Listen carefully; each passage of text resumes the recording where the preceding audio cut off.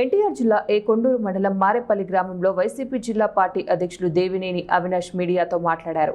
జగన్ పాలనలో సంక్షేమ అభివృద్ధి అమలు చేస్తే మరో శ్రీలంక అవుతుందంటూ అబద్ధపు ప్రచారాలు చేశారు. నేడు రాష్ట్రంలో సంక్షేమం లేదు, అభివృద్ధి లేదు, లక్షల కోట్లు అప్పులు చేస్తూ నిజంగానే రాష్ట్రాన్ని శ్రీలంక చేసే నాయకుడు నారా చంద్రబాబు నాయుడు. గత 5 ఏళ్ల పాలనలో కరోనా లాంటి సంక్షోభంలో సైతం ఇచ్చిన ప్రతి హామీని నిలబెట్టుకున్న దమ్మున్న నాయకుడు వైఎస్ జగన్. ఈ రాష్ట్రంలో అభివృద్ధి జరిగిందంటే ఒక వైఎస్ జగన్ పాలనలోనే. గ్రామ సచివాలయాలు, రైతు భరోసా కేంద్రాలు, విలేజ్ క్లినిక్, ఇలా ఏ గ్రామానికి వెళ్ళినా అభివృద్ధి కనిపిస్తుంది. ఏ ప్రభుత్వ బడులను వదిలేశారో కార్పొరేట్ పాఠశాలకు దీటుగా వేల కోట్ల రూపాయలు ఖర్చు పెట్టి నాడు నేడు పనుల ద్వారా అభివృద్ధి చేసిన దమ్మున్న నేత వైఎస్ జగన్. రాష్ట్రంలో రెడ్ బుక్ రాజ్యాంగాన్ని అమలు చేశారన్నారు. ఈరోజు వైఎస్ఆర్ కాంగ్రెస్ పార్టీ జగన్మోహన్ రెడ్డి గారికి అండగా ఉన్నారు. ఈరోజు ఎవరైతే సర్పంచ్లు ఉన్నారో, ఎంపీపీలు ఉన్నారో, ఎంపీటీసీలు ఉన్నారో, జెడ్పీటీసీలు ఉన్నారో మేము గర్వంగా చెప్పుకుంటాం, మేము దమ్ముగా చెప్పుకుంటాం. 2 సంవత్సరాలు ఈ కూటమి ప్రభుత్వం వాళ్ళు ఎన్ని ఇబ్బందులు పెట్టినా, మా పార్టీలోకి రావాలని చెప్పని వాళ్ళు బలవంతం పెట్టినా మేము వెళ్ళాం. మా ఎజెండా జగన్మోహన్ రెడ్డి గారు వెంటే ఉంటామని చెప్పని ఈరోజు దమ్ముగా ధైర్యంగా మా సర్పంచ్లు, మా ఎంపీపీలు, మా జెడ్పీటీసీలు, మా ఎంపీటీసీలు చెప్పిన నాయకత్వం ఈరోజు మాకుంది.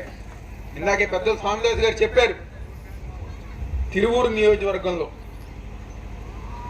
సంక్షేమం గురించి ఎవరు మాట్లాడరు, అభివృద్ధి గురించి ఎవరు మాట్లాడరు. ఏంట్రా తిరువూరు నియోజకవర్గంలో జరుగుతుంది అంటే, నీ వాటా నా వాటా, నేను 5 కోట్లు ఇచ్చాను, నువ్వు 1 కోటి రూపాయలు ఇచ్చావు, ప్యాకాట్లో డబ్బులు రావట్లేదు, రేషన్ బియ్యం, రేషన్ మాఫియా, లెక్కరు.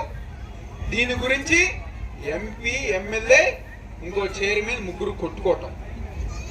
అది తప్ప ఈరోజు తిరువూరు నియోజకవర్గంలో ఎవరైతే వీళ్ళందరూ ఉన్నారో ఆ కార్యక్రమాలు తప్ప ఇంకెటువంటి కార్యక్రమాలు చేయట్లా.